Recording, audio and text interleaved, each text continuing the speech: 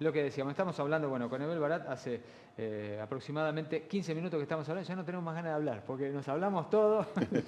No, pero de literatura es realmente apasionante hablar. Yo les decía antes del corte que celebro que la protagonista sea una mujer, que sea Lucía Montes, que viene, es una sevillana que se viene para las Américas. Y a mí me da la impresión, por lo que leí del libro, que viene a tomar un desafío. Y me da la impresión de que te fuiste a una época porque justamente tiene mucho que ver con esta época. ¿O me equivoco? Sí, la idea de ese libro, que tiene, digamos, descrito bastante, es abordar eso que yo siento de nuestro país, ¿no? De la Argentina, y que yo denomino desencuentro, es decir, la dificultad de ponernos de acuerdo respecto de ciertas ideas. Y uno dice, ¿por qué? Y viajando, cuando veo países que parecen trabajar más coordinados respecto de la propia idea, de la propia idiosincrasia, observo que sociológicamente son también más coherentes. Es decir, para dar un ejemplo extremo, Finlandia está lleno de finlandeses, que son apenas 5 o 6 millones y son muy parecidos físicamente y culturalmente. Entonces el convenio social, el contrato social, es más fácil de que se dé y el objetivo de un país se marca más fácil, la coherencia. Cuando miro mi país, Argentina, veo que eso a veces cuesta. Y digo, ¿por qué? Y lo primero que a uno le surge es la palabra sociología. Lo mismo que me refería en el caso de Finlandia, porque lo tomé como ejemplo. Y nuestra sociología tuvo dos grandes sismos, más que sismas, que fueron la colonización, donde cae el europeo, en ese momento potencia, con la idiosincrasia cristiana, con la idiosincrasia europea, y llega acá y se encuentra con las culturas de aquí, con las culturas, como llamar, indianas, y se produce el mestizaje. Pero ese mestizaje es un encuentro y un desencuentro a la vez, un profundo desencuentro, porque son dos cosmogonías, dos modos de ver el universo completamente diferentes. A eso se suma en la Argentina, cosa que no en todos los países de Latinoamérica sucedió, el segundo sismo, que es la inmigración de fin del siglo XIX, principio del siglo XX, que también genera un cambio de idiosincrasia tremendo. Y después empiezan lo que se dice ahora la grieta, el desencuentro, peronista, antiperonista, gorila y cabecita negra, etc. Esos enconos argentinos. Tan difícil homologar, y te termino aquí, la persona de Capital Federal con una de la Quebrada Humahuaca, y son argentinos, todos. Esta mujer Lucía que tiene más propensión a las artes cisorias, le gusta más el cuchillo y la espada que las muñecas, dice su propio papá en el libro, y que viene a enfrentar toda una cultura, porque ella venía ya con un programa, digamos un programa de lo que es una mujer, lo que debería ser una mujer en España, y se encuentra acá con el salvajismo del indio. Claro. Y allí está, ¿no? Sí, esta Lucía Montes, de Armas Tomar, una sevillana, como vos lo describiste muy bien, decide salir de esa Sevilla chata, medio cansada, medio igual, medio ritual, e irse a las Américas, como hacían muchas mujeres. Porque los hombres estaban haciendo la América, entre comillas, trabajar en esa primera colonización, y trabajando y conquistando, viendo mundo. Entonces había a veces que ir a buscar hombre no en Sevilla, sino afuera. Pero ella no va a buscar hombre, ella va a ver qué pasa, porque tiene ganas de ver, justamente. Y bueno, y Lucía es una chica que no la tenemos muy encerradita, ella sale y se conecta con el indio, ¿no? Así que esa es la historia donde comienza lo primero que introduje, pero en realidad es una historia absolutamente épica, una historia en donde es la historia de ella y lo que le pasa a Lucía Montes, básicamente. Vos has escrito guiones y de hecho, bueno, cuando uno escribe un guión o cuando hay un autor, se tiene que poner en la piel de los protagonistas. En este caso escribís desde el punto de vista de la mujer y desde el punto de vista del indio, porque hay un acercamiento entre ellos, un reconocimiento entre ellos.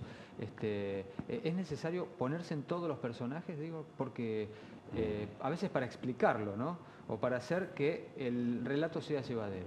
Bueno, digamos, el discurso narrativo, uno me parece que tiene que elegirlo de acuerdo a la historia. Es decir, para que se vea mejor la historia hay que saber cómo se va a narrar.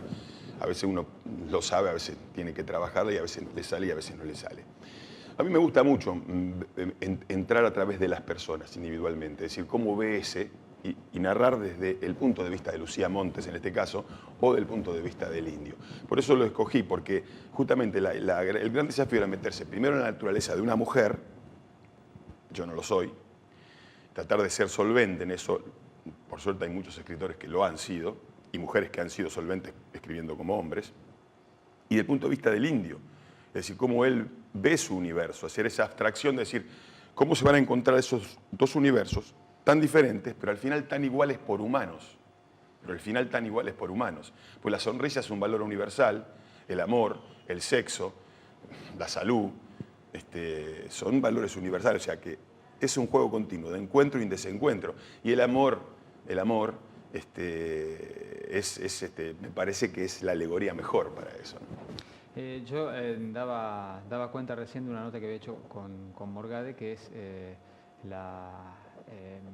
es decana de Filosofía y Letras, y escribe sobre sexualidad integral, sobre la ley de educación sexual integral. Y hablábamos con ella justamente de esto, ¿no? De que las cuestiones entre hombre y mujer muchas veces son culturales. Y Lucía viene a mostrar esto, que no hace falta ser una mujer modosita para ser mujer. Ella puede seguir siendo mujer a pesar de sus modos, por ahí, de esto de sacar la espada o de enfrentarse con alguien, ¿no? Sí, ella es muy mujer, claramente muy mujer. Una mujer con un fuerte carácter, pero a mi criterio, ¿no? El lector sabrá, muy insertada dentro del universo femenino y muy completa como mujer, ¿no?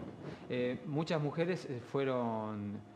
yo decía esto de qué bueno que hay una mujer, ¿no? Porque no han sido reconocidas. Bueno, el hecho de, tenemos así en el pasaje juramento las obras de Lola Mora, una mujer que le dijo no a Inglaterra, le dijo no a Rusia, porque tenía que hacerse ciudadana rusa o inglesa para poder hacer sus obras, y sin embargo no fue tan reconocida. Y otros artistas argentinos, por ser hombres, fueron más reconocidos. Sí, tenemos una literatura que sesga largamente más a lo masculino. Por supuesto que hay escritoras argentinas reconocidas, que las hay, pero sí, las historias están más abordadas desde el punto de vista masculino. Muchas veces la mujer está en la historia, pero está más lateral, no tan definitoria como en este caso. O sea, me parece que sí. Por supuesto que hay literatura masculina en donde el personaje principal es una mujer, y mucha. Pero me parece que en Argentina es más como vos decís. Borges siempre decía, nunca escribí una novela porque me cuesta mantener los personajes. ¿Cómo se hace para mantener un personaje, digo, encima de época, porque estamos hablando del siglo XVI, final del siglo XVI? Sí, Borges es nuestro escritor principal. No escribía novelas, escribía cuentos, escribía ensayos, escribía poemas, y en todo fue extraordinario, absolutamente genial. La novela quizás no sea tan percutoria, no sea un golpe potente como el de un cuento o el de un poema, pero la novela es un continuo, y así ha de escribirse, a mi criterio. Para escribir una novela hay que sostener, hay que pasar los días. Los días uno cambia y el personaje también cambia con los días. Entonces eso la vuelve quizás más humana. En general, en los cuentos, el hecho normal no sucede. Sucede generalmente el hecho extraordinario. Y en la poesía lo mismo. En la novela también hay hechos extraordinarios, pero hay muchas partes en donde se ve el devenir del día. Y eso la enriquece por otro lado. Es decir, así como Borges no escribía novela porque le costaba sostener los personajes, como decís vos, y por otros temas también, porque le parecía demasiado largo, la novela es un género hermoso y grandes novelistas nos han hecho pasar dichosos días de lectura. Así que yo creo que la novela hay que abordarla como un trabajo a largo plazo, y eso implica un riesgo, porque nosotros estamos hechos de tiempo, y resulta que cuando uno le invierte una novela, un tiempo que siempre es largo, a veces dicen que la escritura se hace rápido, el caso Saer, pero en general los escritores la escribimos durante un tiempo largo, que nos lleva buena parte de la vida. Decimos, esperemos que no sea en vano. Ese es el gran miedo de la novela.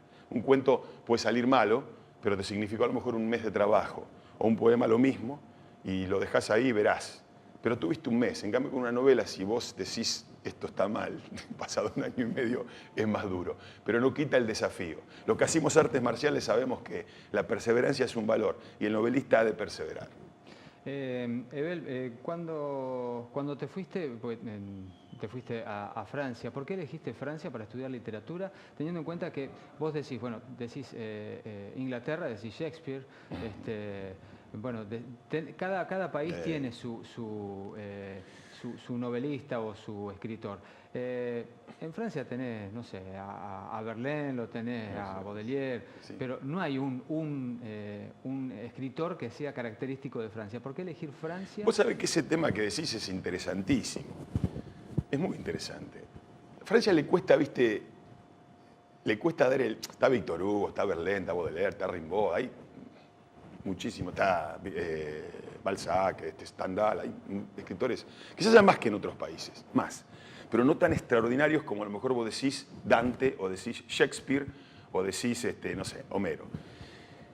Pero Francia es un lugar que ha amado el arte, que lo ha albergado, que le ha dado cierta libertad cuando en el mundo escaseaba a los artistas, y en Francia se ha ido digamos, a proteger, a esconder mucho arte, y ha sido un país muy anfitrión del arte. Fíjate que Van Gogh, Picasso, y tantos más, ¿no? Piazzolla, han regalado en esa Francia que es un hogar para el artista. Yo no sé si esa es la explicación. La explicación es que yo tengo un apellido que es Barat y que muchos piensan que es árabe, pero el apellido es francés. Entonces hay una cierta francofilia, vamos a llamarle así, en mi familia, sobre todo un poco aumentada por mi madre, que también era una mezcla de italianos y franceses. Entonces está pendiente el tema, viste, de los franceses. Los parientes vinieron del campo, muy pobrecitos, desde la frontera con España, y eran franceses, y hablaban francés. Hablaban francés y bearnés, ¿no? Que es el lenguaje del Languedoc que está contra los Pirineos. Y eso me llevó mucho. Yo entiendo, bien podría haber estado en la Alemania de Goethe o en la Inglaterra de Shakespeare. Pero bueno, uno se fue a Francia por esa influencia, más que nada, porque sabía que ahí se podía. En París se puede, como se puede en Londres, como se puede en New York, se puede.